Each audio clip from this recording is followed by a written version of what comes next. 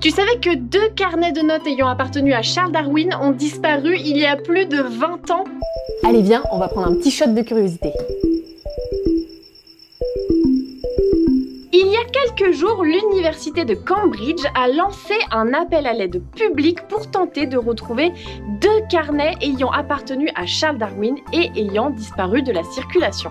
Car quand Darwin rentre de son périple à bord du bateau le Beagle, il entame l'écriture de 3 carnets, le A, le B et le C. Ils contiennent à eux 3 les premières idées de Darwin qu'il a pu coucher sur papier et concernant sa future théorie de l'évolution.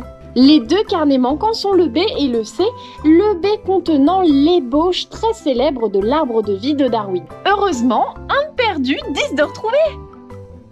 Ah non, ça marche pas là, du coup.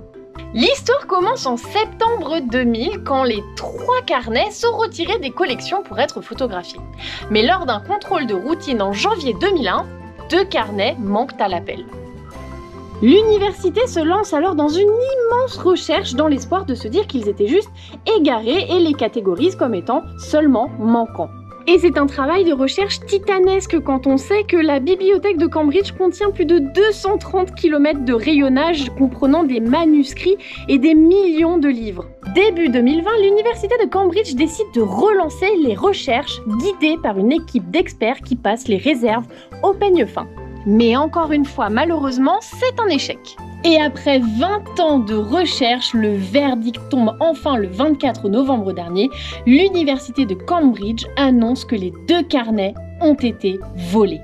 Et cette date n'est pas du tout un hasard car c'est ce qu'on appelle aussi la journée de l'évolution qui est la date d'anniversaire de la publication de l'origine des espèces de Charles Darwin, sortie initialement le 24 novembre 1859. Les 2 carnets de Darwin viennent donc de rejoindre la liste Interpol des objets d'art et culturels volés qui recense 50 000 pièces qui se sont volatilisées. En lançant cet appel public, l'université de Cambridge espère peut-être avoir des informations sur la localisation de ces 2 carnets manquants, que ça soit de la part de libraires, de spécialistes, mais même du grand public. Ah non, mais ça c'est une reproduction, hein, c'est pas du tout l'original, c'est pas moi. Hein.